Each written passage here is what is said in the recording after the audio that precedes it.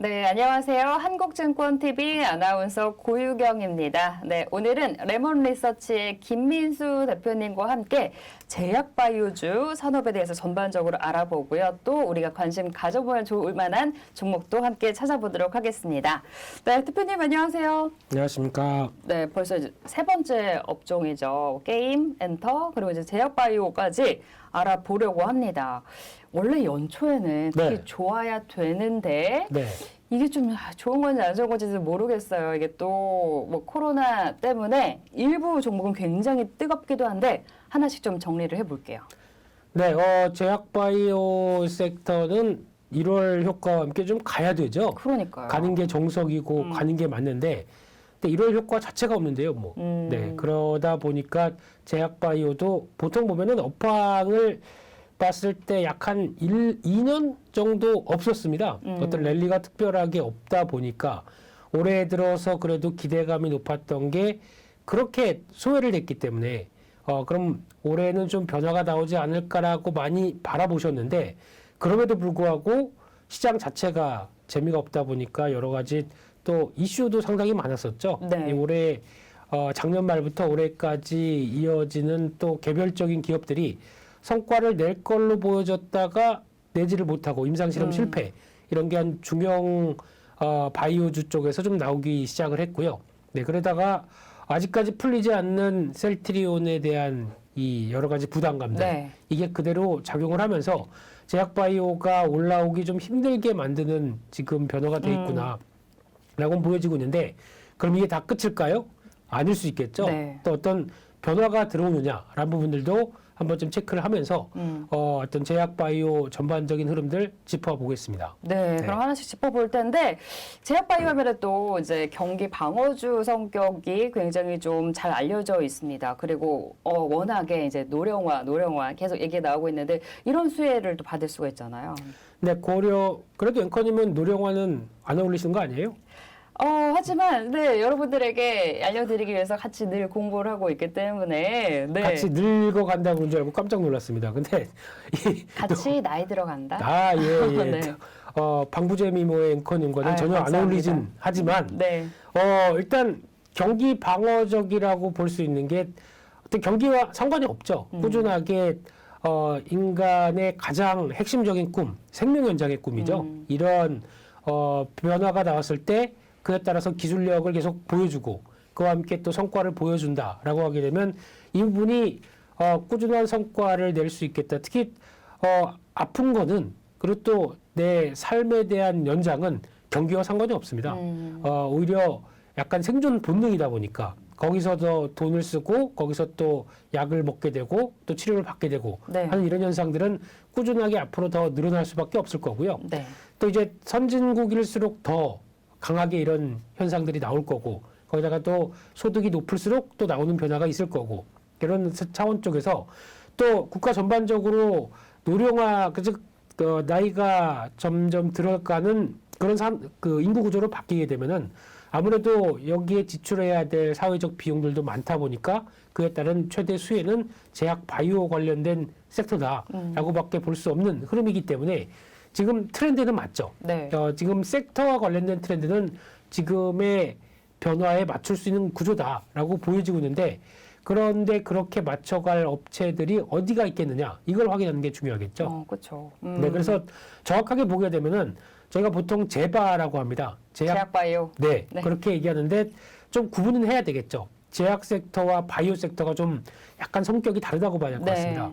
특히 제약 같은 경우는 말 그대로 약을 생산하는 입장 쪽에서, 그러니까 즉 약을 생산하면서 그 동안에 새로운 또 기술들을 접목시켜서 이와 함께 이어지는 생산과 또 R&D 쪽에 대해서도 같이 연결을 시키면서 이어지다 보니까 오히려 생산 쪽도 부각을 받을 수밖에 없죠. 그러니까 즉 제조 공장이 있고 거기서 나오는 약간 제조업의 변화도 그대로 가져가면서 어떤 제약업종의 특징을 가져가는데 바이오 쪽은 좀 다릅니다. 네. 실질적으로 갖고 있는 어떻게 보면은 제조 관련된 그래서 약을 생산하는 것보다는 기술력에 초점이 맞춰져 있죠. 그래서 신약 개발이라고 하는 가장 또 궁극적인 목표가 가장 핵심적이다 보니까 어떤 물론 연구소나 연구실 같은 건 있다고 하더라도 생산시설과 직접적으로 연관시키기는 조금 힘들 수가 있겠죠. 네. 그래서 아마 그러다 보니까 직접적으로 매출이 현재 발생하는 게 좀 덜한 쪽은 바이오입니다. 그러니까 즉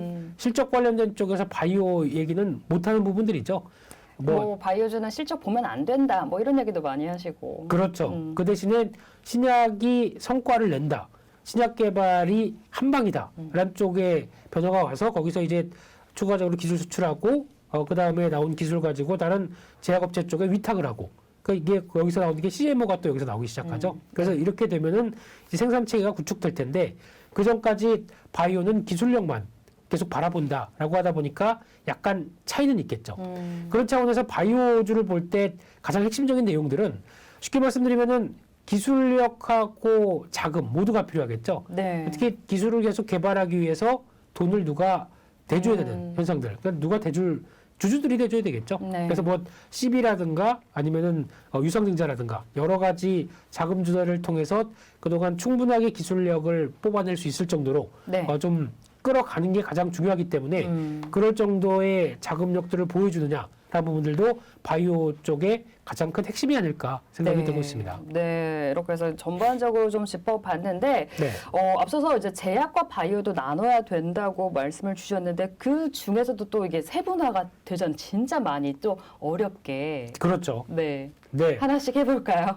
너무 많은데요. 네. 그 중에 중요한 것만. 네, 그래서 이제 제약 바이오 쪽에서 가장 또 신경을 많이 쓰는 게 어떤 섹터, 어떤 분야에 대해서 연구를 하느냐라고 쭉 보게 되면은 제가 뭐 약사 출신도 아니고요.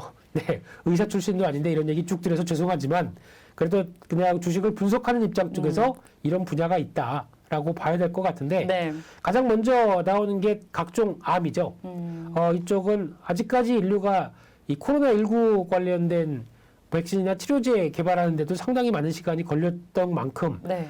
질병에 대해서 극복을 할 때 또 하나 좀 도전하고 있는 분야가 암이겠죠. 아직 완전 정복을 못했다라고 봐야 되겠죠. 그렇겠죠. 네. 예, 그래서 이런 쪽에서 계속 시도가 나오고 있다 보니까 지금 뭐 얘기를 앞으로 5년, 10년 정도 뒤면은 충분히 암도 세부적으로 어느 정도 치료제나 아니면은 어느 정도 극복할 수 있게 나올 수 있겠다라고 하는 다양한 연구들이 나오고 있는데 이에 대해서 어느 정도 성과가 나와주느냐. 그러니까 네. 특히 뭐 장기별로 또 다르죠. 뭐 폐암부터 뭐 대장암까지 다 다르다 보니까 이런 쪽에 특화된 업체들이 계속 연구는 하고 있다라는 네. 쪽에서 변화가 나왔을 때 특히 이쪽은 또 많이 연결을 시키는 게 임상 실험이죠. 그리고 임상 실험이 보통 단순하게 이어지는 것보다 아마 좀 장기로 이어질 수밖에 없죠. 그래서 그를 추적하고 거기서 충분히 어느 정도 성과를 보여주느냐 이 부분에 따라서 좀 기간도 생각보다 길다라고 봐야 될 부분들이고요. 그 밖에 또 요즘에 떠오르는 것 중에 하나가 뇌질환, 치매 특히 이쪽이죠. 아까 얘기한 그 고령화와 함께 가는 질환이잖아요. 그렇죠. 예, 그래서 여기서 나올 수밖에 없는 부분들이 이쪽은 오히려 지금 가장 중요하게 봐야 될 부분들이 어떤 아까 노령화 쪽으로 갔었을 때 어떤 삶의 질이라고 해야 될까요? 이런 부분들 쪽에서 아무래도 이렇게 나오게 되면은 타격을 뇌 쪽이나 치매 네. 쪽은 많이 받을 수밖에 없겠죠. 그렇죠. 네, 그래서 이런 웰빙을 꿈꿀 때 그래도 내가 편안하고 인간답게 늙고 싶다라는 관점이 나오다 보니까 여기서 나오는 변화가 계속 뇌질환 관련된 또 치매 관련된 쪽이 계속 핫하게 떠오를 수밖에 없는 분야라고 봐야 될 것 같고요. 네. 또 한때는 줄기세포 이쪽도 어느 정도 시장에서 반영을 많이 받았었는데 네, 네. 그럼에도 불구하고 줄기세포는 요즘 조금 좀 둔한 감은 있습니다. 근데 이쪽이 아무래도 줄기세포가 그 생명윤리와 관련된 쪽에서 네. 이런 직접적인 저희의 배아줄기세포나 이런 걸 추출해서 연구를 하다 보니까 생명윤리와 좀 연관이 충돌되는 부분들이 있지 않겠느냐라는 쪽에서 여러 얘기가 많다 보니까 약간 주춤하긴 했는데 네. 여전히 그래도 떠오르는 분야라고 봐야 되겠죠. 네. 그런 쪽도 있습니다. 네, 네. 다양한 연구 분야에 대해서 하나씩 좀 특징적인 모습을 짚어보고 있습니다. 그리고 또 이제 고령화와 더불어서 빼놓을 수 없는 게 치과 관련해서잖아요. 그렇죠. 네. 그래서 이제 치과 의료기기 관련된 장비 쪽도 또 하나의 또 눈여겨봐야 될 섹터라고 보여지고 있는데 또 여기서 하나 또 사고를 친 회사가 있죠. 오스템 임플란트. 그렇죠. 그래서 오스템 임플란트가 이런 안 좋은 얘기가 나오기 전까지만 한다고 하더라도 시장에서는 그래도 어떤 위드 코로나 수혜 쪽으로도 바라보고 그렇죠. 거기다가 그동안 참고 참았는데 이제 코로나 끝나면 치과 가야겠다라고 하는 수요라든가 또 이제 대표적으로 임플란트 쪽은 특히 이제 중국 쪽에서 개화가 됐었을 때 어떤 시장이 많이 열릴 거 아니겠느냐라는 쪽에서 중국의 고령화도 한번 눈길이 많이 갔던 네. 섹터였죠. 그래서 이런 쪽에서 변화가 나오면서 기대감을 키웠다가 이 오스템 임플란트의 횡령 사건이 일단은 나오다 보니까 약간 좀 주춤하죠. 그렇죠. 네. 무거워지는 상황들이죠. 게다가 또 나머지 관련된 회사들도 상당히 많고 또 디오라든가 바텍 이런 여러 가지 회사들도 다 성과를 내려고 했었던 부분들인데 여기서 약간 터트리니까. 타격을 나오다 보니까 그래서 상대적으로 뭐 2위 업체인 덴티움이 수혜를 받는다 이런 얘기도 있었지만은 네. 그래도 이 부분에 대해서 좀 확인하자라는 입장 쪽에서 홀로 가기가 좀 어렵게 네. 나오는 상황들이죠. 그래서 이 부분은 여전히 성장 전망은 높습니다. 그리고 또 어떤 노령화의 대표적인 또 수혜 섹터이니만큼 관심은 높지만 이 오스템 임플란트 관련된 쪽이 일단 어느 정도 또 어떤 추가적으로 계속 상장을 유지할 것이냐라고 봤었을 때는 시간이 좀 필요하겠죠. 네. 최대 뭐 3월 달이나 5월 달까지도 얘기가 나오다 보니까 이 부분은 확인할 필요가 있다고 봐야 되겠죠. 네. 아, 원래 그 오스템 임플란트 사건만 아니었으면 네. 또 최근에 저 위드 코로나주 갈 때도 원래 같이 갈 수 있었던 섹터인데 좀 아쉽지만 네, 조금 더 기다려 봐야 될 것 같습니다. 그리고 뭐 이미용과 관련해서도 또 고령화 관련해서도 관련이 있는 게 보톡스 그리고 필러 관련주입니다. 하고 계신가요? 네? 한 개 이 모양이면 안 되겠죠. 네. 염색만 하고 계시군요. 네, 그나마 최소한의 둘이. 네. 네. 그래서 보톡스 필러는 특히 이제 뭐 여성분이면 당연할 거고 남성분도 관심이 많아지는 요즘에는 진짜 네. 그냥 그렇게 얘기하더라고요. 한번 찔러봐 이렇게 얘기를 하더라고요. 그래서 처지던데 한번 올려줄 수 있는 뭐 이런 쪽으로도 얘기를 하고 있는 상황들인데 네. 필요 없으시겠네요, 앵커님은 워낙. 저는 일단 필러가 잘 안 맞아서 네. 그럼 다른 쪽으로 하시는 걸로. 네. 그렇습니다. 네, 이쪽과 함께 뭐 보톡스 필러 그리고 또 이미용 기기. 요즘에는 보니까 뭐 하이프, 아, 네, 그리고 RF. 슈링크 같은. 그렇죠. 네. 예, 클래시스 쪽이죠.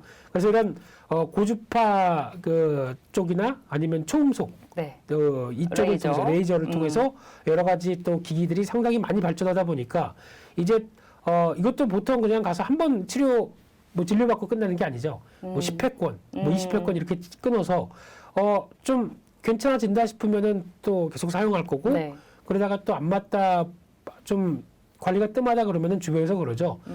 또 무슨 일 있어요? 요즘 피부가 안 좋아 보인다 이렇게 나오다 보니까 아무래도 신경을 쓸 수밖에 없겠죠. 네. 그래서 이쪽도 계속 성장은 하는데 특히 이제 보톡스 쪽 같은 경우는 최근에까지도 계속 얘기가 많았었죠. 뭐 대웅제약과 메디톡스. 싸웠죠 계속. 네, 계속 이어지는 관점 쪽에서 또 식약처에서도 또 이게 적법한 또 보톡스가 어떻게 보면 보톡스 같은 경우도 톡신입니다. 독성 물질입니다. 이걸 가지고 개선을 시켜서 나왔던 이제 피부 미용 쪽으로 발전하다 보니까 이와 관련돼서 또 약간 부작용이 있을 수 있다란 여러 가지 부분들을 또 식약처에서도 계속 걸고 넘어지는 상황이다 보니까 허가를 취해야 되는데 허가를 취하지 않고 그냥 수출했다. 이런 내용들 때문에 우리나라 보톡스 업체들 뭐 휴젤부터 네. 메디톡스, 대웅제약 모두 다 막 이런저런 얘기로 말이 많아졌었죠. 네. 그럼에도 불구하고 어느 정도 이제 안정을 찾지 않겠느냐라고 하게 되면은 여기서 그래도 코로나19 이후에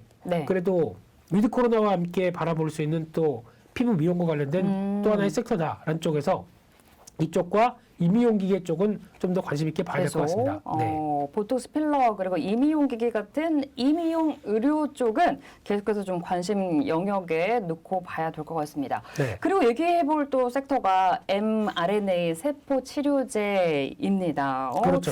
굉장히 또 얘기가 한동안 시장에서 뜨거웠던 그런 섹터인데요. 네, 대표적으로 이쪽이 많이 얘기 나오는 게 이제 그러니까 직접적으로 세포에 대해서 그러니까 약간 노화되거나 아니면 몸이 안 좋아지는 현상이 나왔을 때 그 세포에 대한 직접적인 치료 쪽으로 가기 시작하는 그 RNA죠. 우리 세포들은 다 이걸로 구성되어 있다 보니까 거기에서 뭐 보강을 시키고 거기서 어느 정도 역할을 해내기 시작하게 되면은 치료가 가능하다라는 분야 쪽에서 지금 최근에 많이 떠오르고 있는 분야죠. 그래서 보통 얘기하는 NK 세포라든가 그리고 또 이쪽은 또 녹십자 계열 쪽이 또 요즘은 이름이 바뀌었습니다. GC셀이라는 회사죠. 네. 네, 이런 쪽이 또 여러 가지 일을 하고 있고 또 빠질 수 없는 대표적인 회사 ST팜이죠.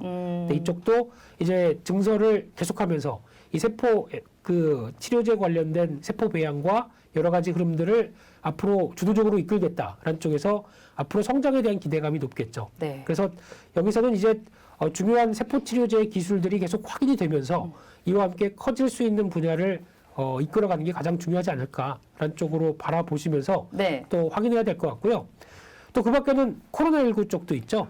네, 이쪽은 요즘에 또 굉장히 핫할 때 딱 이 방송을 하게 됐네요. 네, 그래서 이제 진단 키트 쪽은 벌써부터 예전부터 부각을 받았다가 이제 많이 얘기 나오는 게 이것 쉽게 얘기하면은 코로나19와 함께 좀 정점을 보이게 되면은 이 진단 키트 쪽도 거의 실적이 피크아웃 되면서 꺾이는 게 아니냐. 네. 이런 관점 쪽에서 가장 많이 부각받았던 회사가 시젠 그리고 또 ST 바이오센서 네. 이 두 회사가 주축으로 돼 있고 나머지 뭐 랩지노믹스라든가 수젠텍, 휴마시스 이런 네. 여러 가지 회사들도 있지만은 근데 지금 만약에 코로나19가 어느 정도 뭐 감기화로 취급하면서 좀 꺾였다라고 한다고 하더라도 그래도 손쉽게 내가 자가진단 키트 같은 경우는 꾸준하게 수요가 늘어날 수밖에 없겠죠.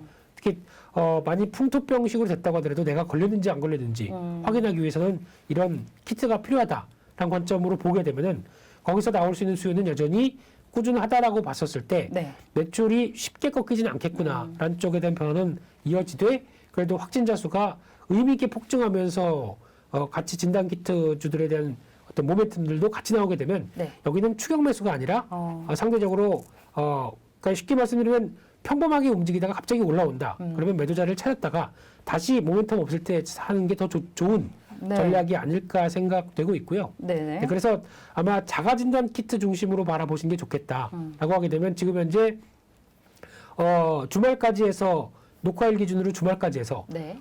지금 나온 회사가 5개가 있습니다. 네. 근데 그중에 상장 회사가 ST 바이오센서, 휴마시스, 수젠텍까지 이게 연결돼 있고요.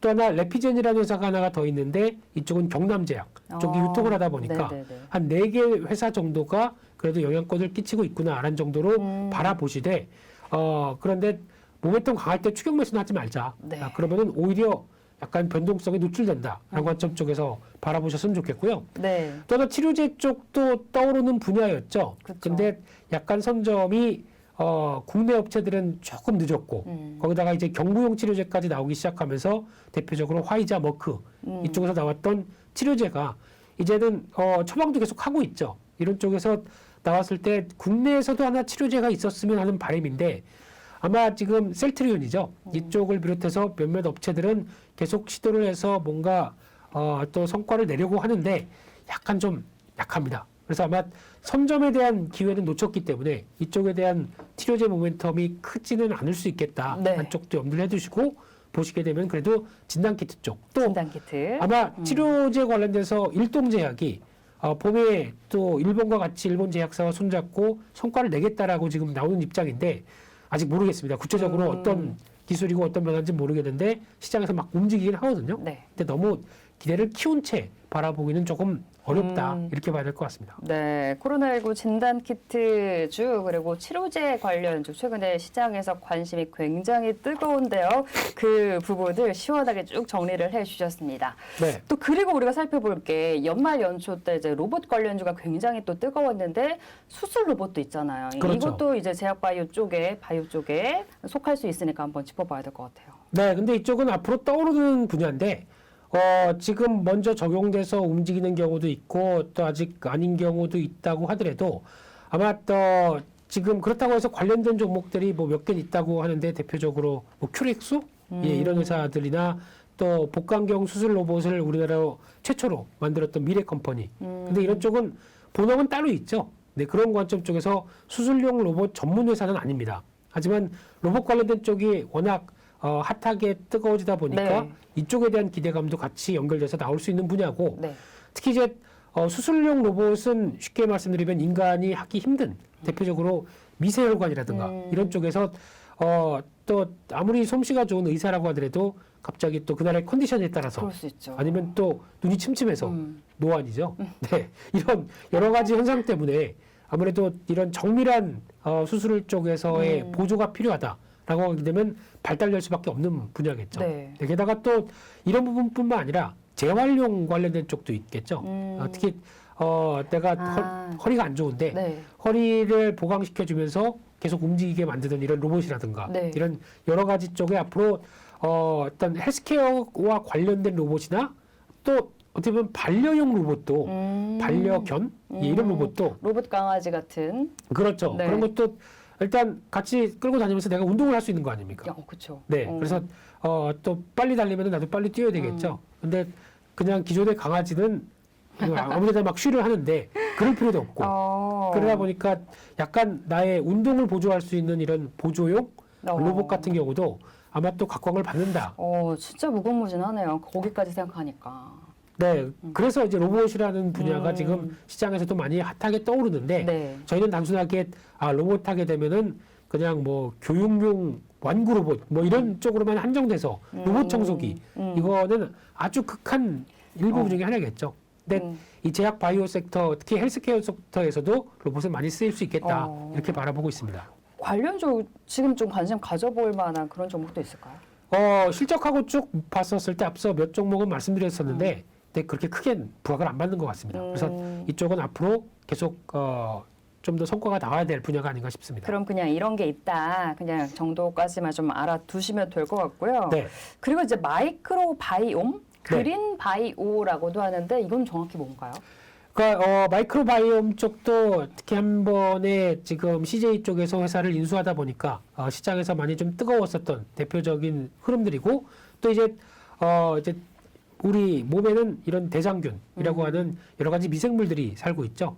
이쪽을 이용해서 또 하나 이를 활성화시키는 쉽게 말씀드리면은 유산균이죠. 이런 쪽과 함께 또 유산균을 잘 활용을 해야 소화도 잘 되고 피부도 좋아지고 뭐 잠도 잘 자고 뭐 비염도 나으실 수 있고. 네, 무슨 홈쇼핑인가요? 네, 이런 쪽에서 변화가 나올 수가 있기 때문에 이쪽에 대해서도 여러 가지 또 기대감이 높은 건 현실이라고 봐야 될 것 같고요. 근데 이쪽도 마찬가지로 어떤 정부가 또 정책적으로 키우겠다는 입장들도 있긴 있지만 또 중요한 건 성과가 나와야 되겠죠. 그래서 지금은 아마 유산균 정도쯤으로 해서 여러 가지 변화가 조금씩 나오고 있는데 실적에 대한 변화들은 꾸준하게 확장세는 들어가되 이런 부분들이 앞으로 또 연구 결과와 함께 어떤 식으로 또 활성화되느냐 이것도 중요하게 바라봐야 될 것 같습니다. 네, 뭐 이 부분도 최근에 뭐 유산균은 기본적으로 많이들 드시고 계시니까 또 이런 관심 영역에 둬야 될 것 같습니다. 네. 그리고 이제 뭐 바이오 시밀러 그리고 뭐 CMO, CRO 뭐 굉장히 또 세분화되고 있는 게 또 트렌드잖아요.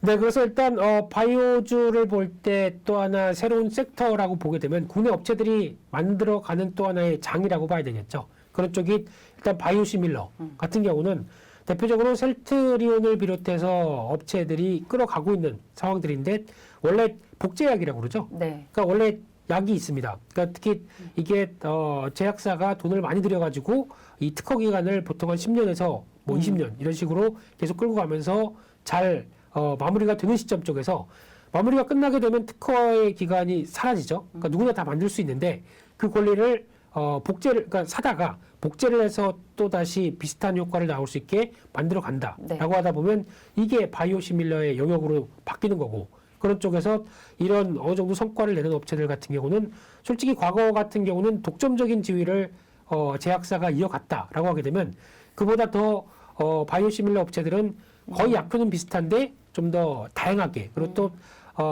빠르게 어떤 성과를 낼 수 있는 수요처에 대응한다라는 관점 쪽에서 훨씬 더 앞으로 커가는 분야고요. 특히 약값이 떨어집니다. 그런 상황 쪽에서 정부나 또 이제 소비자한테는 가장 또 먹힐 수 있는 상황들이겠죠. 그래서 어떤 의료보험 체계 쪽에서도 과거에 고가약을 처방했을 때 보조해 주는 것보다 이런 중저가 쪽으로 많이 떨어졌다. 그때 나올 수 있는 효과들은 훨씬 좋기 때문에 그리고 또 수요에 대한 기반들도 훨씬 더 빠르게 확산될 수 있기 때문에 앞으로 바이오시밀러는 계속 이 복제약 쪽에서는 여러 가지 변화가 정부의 정책적인 지원과 함께 커질 수 있겠다라고 바라봐야 될 것 같고요. 네. 그렇게 되면 또 앞서 잠깐 CMO 얘기도 드렸었는데 네. 제약 바이오 섹터 쪽에서 기술력은 있는데 이 기술력을 가지고 우리가 다 뭐든지 생산하고 끌어가기에는 좀 부담이 있다. 그리고 또 분업을 해야 된다라는 관점 쪽에서 우리는 기술 개발하고 이게 기술 성공을 했기 때문에 너네가 생산해 주세요라고 하는 CMO 업체들. 대표적으로 우리나라에는 삼바, 삼성 바이오로직스가 있죠. 네. 그러니까 공장을 계속 늘려가기 시작하면서 이런 쪽에서 어느 정도 성과를 내겠다라는 입장이다 보니까 이런 쪽에 대한 앞으로 그러니까 덩치가 커지면 커질수록 규모의 경제가 나오겠죠. 네. 이런 변화들도 눈여겨봐야 될 것 같고요.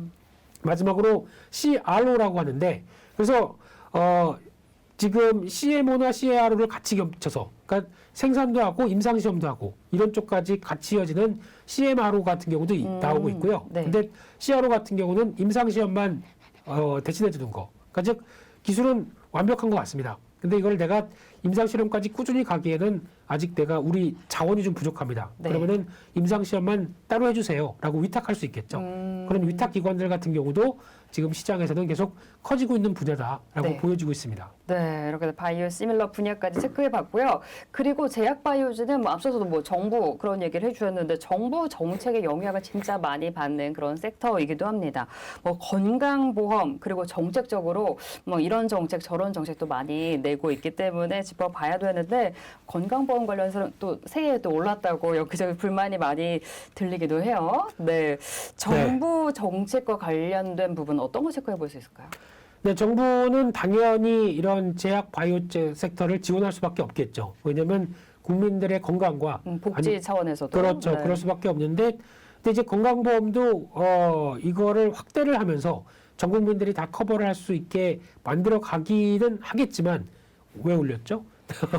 네. 코로나 치료 때문에 그렇죠. 아무래도 네, 그런 여러 가지 정부 정책적인 또 지출이 많다 보니까 그런 차원에서 또 건강보험은 올라가는데 근데 이렇게 됐었을 때 만약에 고가약들만 있게 된다라고 하게 되면 이런 건강보험에서 커버하는 게 훨씬 더 비싸질 수밖에 없겠죠. 그랬을 때 당연히 그에 따른 부담은 국민들한테 지워지고 그러면 이에 따른 불만이 커지기 때문에 이를 어느 정도 커버를 하되 상대적으로 기술을 통해서 좀 더 이 그러니까 건강보험에 대한 재정도 많이 완화시키고 또 여러 가지 정책적으로도 육성을 키워야 안정적인 발판이 마련된다는 관점 쪽에서는 계속 나올 수밖에 없는 부분들이고요. 그래서 네. 아마 이 정부가 어떤 쪽에 계속 관심을 가지고 정책적인 지원을 많이 한다. 대표적으로 어떤 대선 기간이라든가 아니면 뭐 여러 가지 좀 정치적인 이벤트가 있을 때 여기서 정책적인 얘기가 많이 나오죠. 그래서 뭐 치매 환자들 정부가 관리한다든가 뭐 이번 정부 같은 경우는 또 문재인 헬스케어 뭐 이런 얘기도 많이 나왔었죠. 문케어. 네. 근데 예, 건강보험료는 올라갔습니다만 네. 네, 그런 이런 여러 가지 쪽에서 지원들이 들어왔었을 때 또 이를 또 활성화시키는 여러 가지 동인이 된다. 그런 관점 쪽에서 해당 섹터들은 계속 지켜봐야 되겠죠. 네. 네. 그리고 이제 짚어볼 게 네. 워낙에 좀 제약 바이오주가 힘을 못 쓰다 보니까 시총 순위가 많이 바뀌었어요. 뭐 1, 2위도 그때 바뀌고 했었고. 네. 하지만 우리는 그럼 이때 전략을 어떻게 가져가야 되는지 좀 궁금하거든요. 네, 그래서 일단 전반적으로 이제 제약 바이오를 보는 시각 쪽에서 지금 이쪽에서 어떤 대응을 해야 될 것이냐라고 봤었을 때 일단은 과거보다 많이 지금 외면하고 있습니다. 특히 한때 코스닥 시장만 본다고 하더라도 코스닥 아직까지는 셀트리온 헬스케어가 1위죠. 코스닥 시가총액 1위인데 한때 에코프로비엠이 왔다 갔다 했죠. 예, 네. 또 넘어갈 정도로 약간 좀 제약 바이오 쪽에 대한 섹터들의 약화된 모습들이 확인이 됐고요. 게다가 또 여기서 한때는 또 코스닥 시가총액 12종목들 안에 한 서너 개는 꼭 제약 바이오 섹터들이 있었는데 네. 지금 한 두세 개밖에 안 남았습니다. 그리고 계속 시총이 뒤로 밀리기 시작하죠. 네. 그만큼 어떤 시장의 트렌드가 바뀌었을 때 나오는 현상이 이렇게 나오고 있다라는 쪽으로 보게 되면 시가총액의 변화가 나왔다는 얘기는 아무래도 시장의 관심이 다른 쪽으로 쏠리고 있구나라는 쪽에서 아직 지금 보여지고 있는 제약 바이오 쪽의 메리트는 많이 떨어져 있다라는 게 첫 번째고요. 네. 또 두 번째로는 이런 금리 인상 기조 쪽에서 시장이 어떤 쪽을 바라볼 것이냐라고 하게 되면 아마 제약 바이오주의 가장 큰 특성은 생각보다 고퍼를 지향을 합니다. 네. 그렇다는 얘기는 지금 실적 나오는 것보다 우리 기술 개발하고 있는 신약들이 히트를 치게 되면 또 성과를 내게 되면 우리는 돈을 이만큼 벌 거야라고 하는 기대감들이 주가에 먼저 반영돼 있다 보니까 이 부분이 기존까지는 주가를 유지했던 동인이었는데 반대로 지금 같은 경우 오히려 이제 금리가 인상되다 보니까 다 이젠 될 만한 실적만 챙기겠어라고 하게 되면 고퍼주는 부담이 되겠죠. 그렇죠. 그런 쪽에서 제약바이오 쪽은 금리 인상기에 약점이다라고 보시면서 업체별로 한정돼서 대응하는 게 맞겠다는 쪽으로 바라봐야 될 것 같고요. 네. 마지막으로 세 번째는 그동안 제약바이오주가 사고를 많이 쳤죠. 진짜 많이 쳤죠. 네. 너무 부정적인 이슈가 많았잖아요. 네, 뭐 다 열거하게 되면 너무 이 방송 하기 싫을 정도로 네, 그렇게 나오다 보니까 대표적으로 한미약품이 그랬고요. 한미약품도 뭐 기술 수출했다가 다시 뭐 반납하고 이런 여러 가지 현상들이 나오다가 또 코오롱생명과학, 인보사액이 있었었죠. 그리고 또 신라젠 네. 뭐 이런 쪽으로 여러 가지 부정적 이슈가 많다 보니까 아무래도 신뢰를 많이 훼손했다라는 관점 쪽에서 이런 부분들에 대한 여러 가지 어느 정도 자성이 좀 필요한 시점이 아닐까 생각되고 있고요. 네. 그런 쪽에서 마지막으로는 이 셀트리온이죠. 네. 아마 3월 말일 것 같습니다. 그래서 이 회계 부정 이슈 관련된 정부의 결론이 확인이 되게 되면 그때부터는 불확실성 제거 관점 쪽으로 움직이겠는데 그때 부정적으로 나오면 어떻게 하겠느냐. 이게 가장 큰 또 관건이죠. 그래서 여기서 어떤 식으로 변화를 이끌어내느냐에 따라서 제약바이오주의 또 투자 심리가 크게 바뀔 수 있겠다라는 관점 쪽에서 일단 3월 말 이 부분까지는 좀 더 체크하셔야 될 것 같습니다. 네, 이렇게 레몬리서치 김민수 대표님과 함께 제약바이오주 전반적으로 한번 훑어봤고요. 지금 계속 얘기가 나오고 있는 신약 개발 과정을 표로, 그림으로 저희가 이해를 굉장히 쉽게 할 수 있도록 준비를 해주셨다고 해서 한번 보도록 할게요. 네, 이 얘기는 상당히 많이 나오는 얘기죠. 특히 임상실험. 그리고 또 그게 뭐 뭔데 그렇게 임상 1상, 2상, 3상 뭐 이런 네. 얘기 상당히 많이 나오죠. 그래서 이걸 한번 정리를 할 필요가 있겠다라는 쪽에서 한번 쉽게 한번 좋아요. 살펴보겠는데요. 네. 일단 가장 먼저 저희가 임상 실험에 들어가기 전에는 더 필요한 게 있습니다. 임상을 무조건 들어가는 게 아니라 뭐가 있어야 들어가겠죠. 그러다 보니까 신약 후보 물질을 탐색을 하죠. 그래서 이게 신약으로 탄생할 수 있을 것인가라고 하는 물질들을 계속 검색하면서 이 뭐 5천에서 10,000개 정도까지 뭐 후보 물질을 계속 확인한다고 합니다. 그러다 보니까 이것만 하더라도 2년에서 5년이 걸린다고 얘기를 하고 있고요. 네. 그런 관점에서 선정이 됐습니다. 그럼 이게 어떤 그 포유류나 아니면 인간에게까지, 그러니까 최종적으로 인간인데 그래도 동물한테 한번 시험을 해서 이게 어느 정도 되는 성과가 나오는지를 기초적인 실험들이 필요하겠죠. 그게 비임상 시험입니다. 이것도 마찬가지로 이때는 이제 독성, 부작용 이런 쪽으로만 약간 걸러내는 단계라고 봐야 되겠죠. 네. 또 임상 시험으로 들어가기 전에 더 많은 돈과 시간이 필요할 텐데 그 전까지 해서는 미리 이게 확인이 돼야겠다라는 관점 쪽에서 이쪽도 마찬가지로 2, 3년 걸리고요. 그러다 보니까 벌써 신약 후보 물질에서 비임상까지만 들어오는데도 보게 되면 뭐 많게는 또 8년, 또 적게는 4년, 4, 5년은 금방 네. 넘어가는 시기죠. 그러네요. 여기까지 온다고 하더라도 시간이 많이 걸립니다. 근데 그 다음에 임상시험이 진행이 되는데 임상시험이 보통 3단계 임상 1상, 2상, 3상 이 정도까지 들어가는데 여기서 가장 많이 어떤 구분이 되는 거는 첫째로는 대상 규모고요. 네. 사람을 대상으로 하는 규모고 두 번째는 목적이 약간 차이가 있습니다.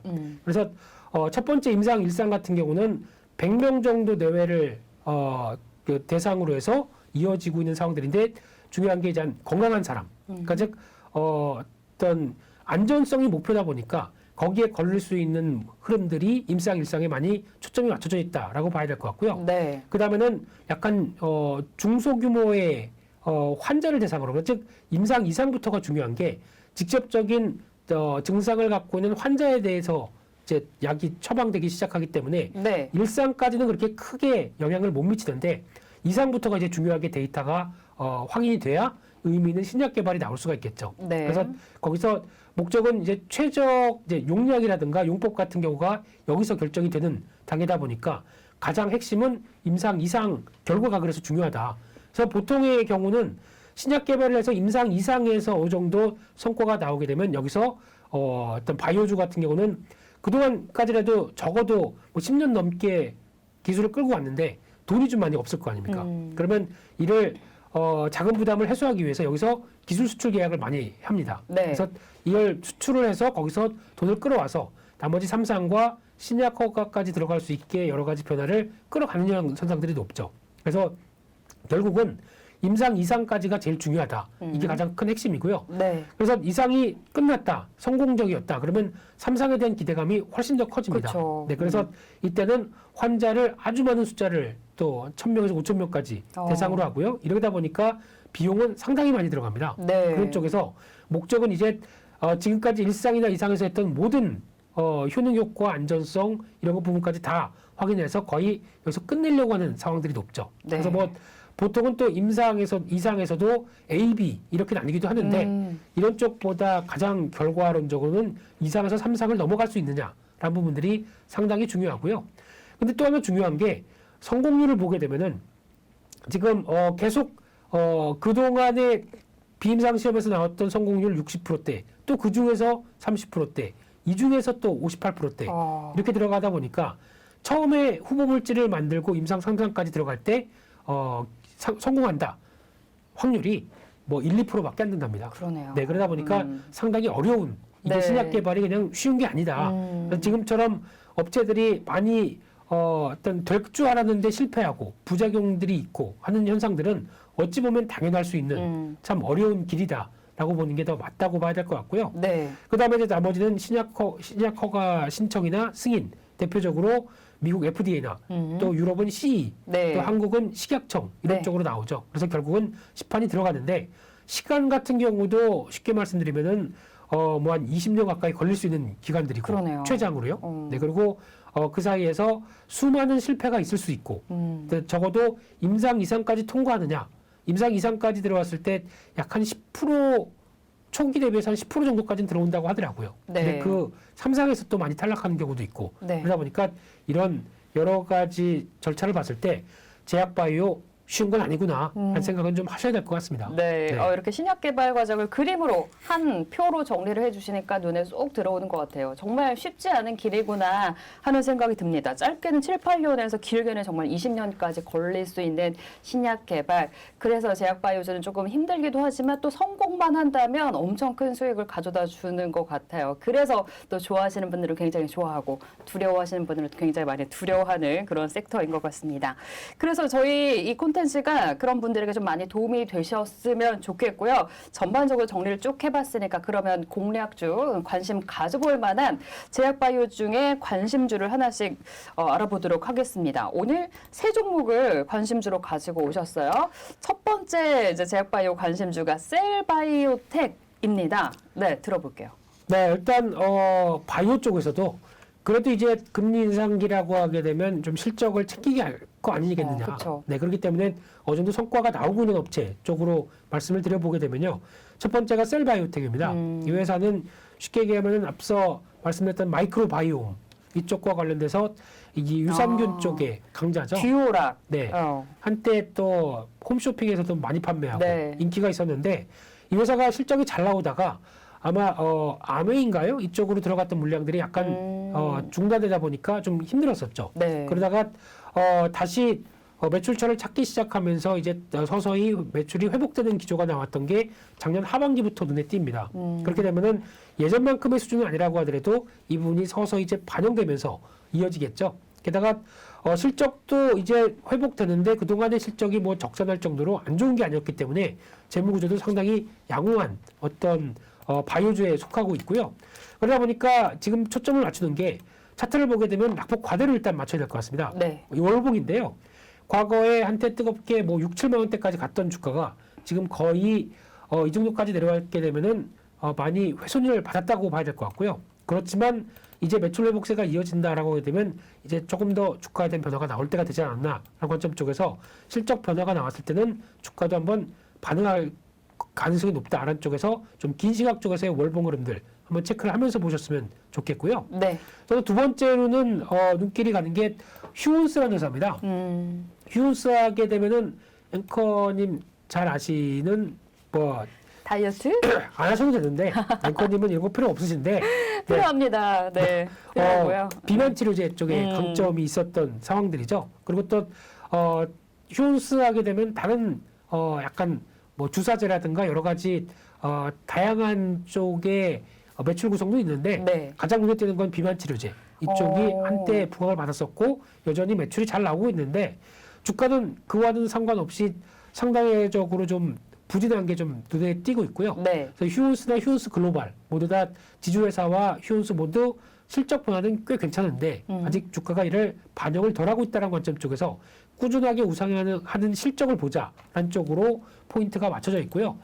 장기적으로 본다고 하더라도 한때 부각을 받게 되면은 한 뭐 7만 원대 근처까지 갔다가 또 주저앉다가 그런 네. 모습들은 나오는데 여전히 실적 흐름들 그렇게 나쁘지 않다라는 관점 쪽에서 한번 또 중기적으로 체크해야 될 대표적인 회사라고 보여지고 있고요.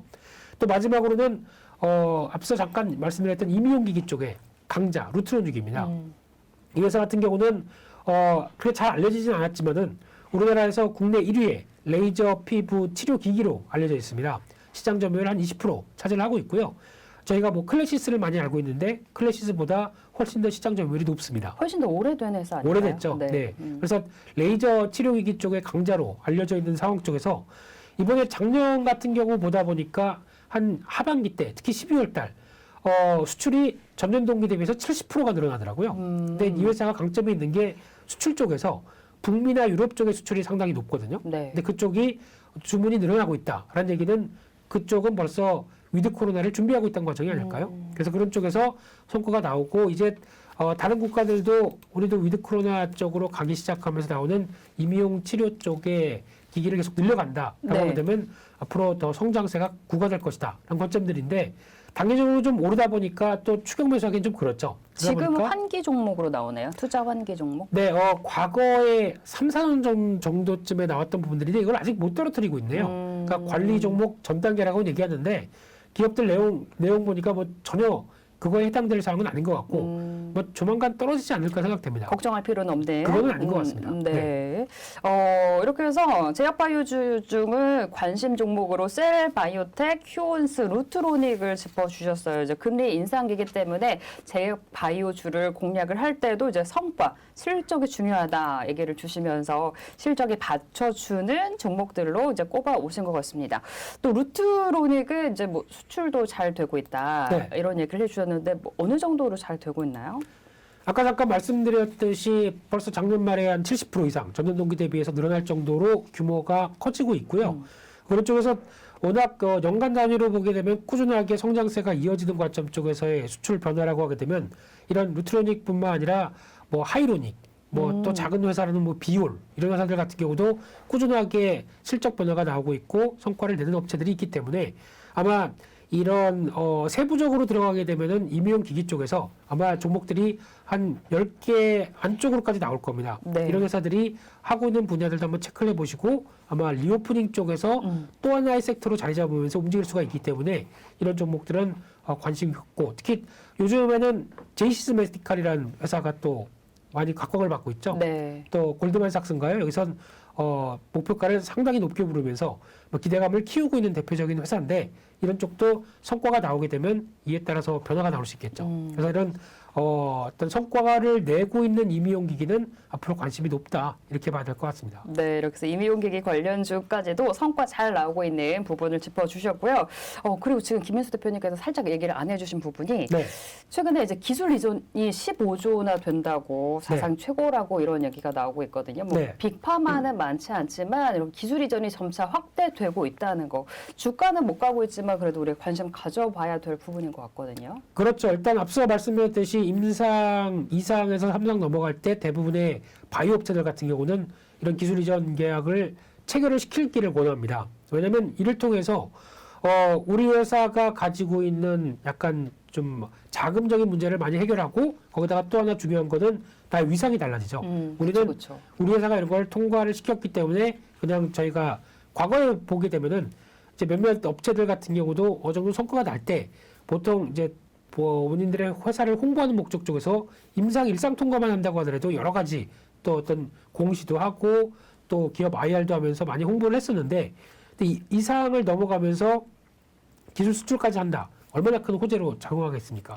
그러다 보니까 이런 현상들은 계속 나올 수밖에 없는 흐름들인데 바이오 쪽에서는 상당히 이런 부분들을 긍정적으로 보고 네. 또 끌고 가고 있는 하나의 변화라고 봐야 될 것 같고요. 그런 쪽에서 성과가 이루어지면은 또 좋은데 여기서 이제 중요한 게 기술 계약을 한다고 하더라도 모든 게 이제 다 끝났구나. 이건 아닙니다. 그건 아니다. 네, 또 기술 계약을 통해서 거기서 이제 진행이 됐을 때 만약에 기술 계약 관련된 특허료를 반납하는 경우가 있죠. 그러니까 즉 마일스톤이라고 표현을 하는데 처음에는 뭐 100만 달러를 받고 그 다음에 통과할 때마다 얼마씩 받아간다라고 하는 조건들이 있는데 그러니까 어떤 또 추가적인 단계를 넘어갈 때마다 부작용이 없고 다음 단계 넘어갈 때마다 이걸 받게 되는데 거기가 못 넘어간다. 그러면 또 받았던 금액을 돌려줘야 되는 경우도 있죠. 네. 그렇기 때문에 기술 수출 계약만 했다고 해서 모든 게 다가 아니라 또 발현될 수 있는 위험들도 있기 때문에 관련된 흐름들을 또 체크하는 것도 상당히 중요하다. 이렇게 네. 봐야 될 것 같습니다. 네, 이렇게 해서 기술 이전에 대해서도 한번 짚어봤습니다.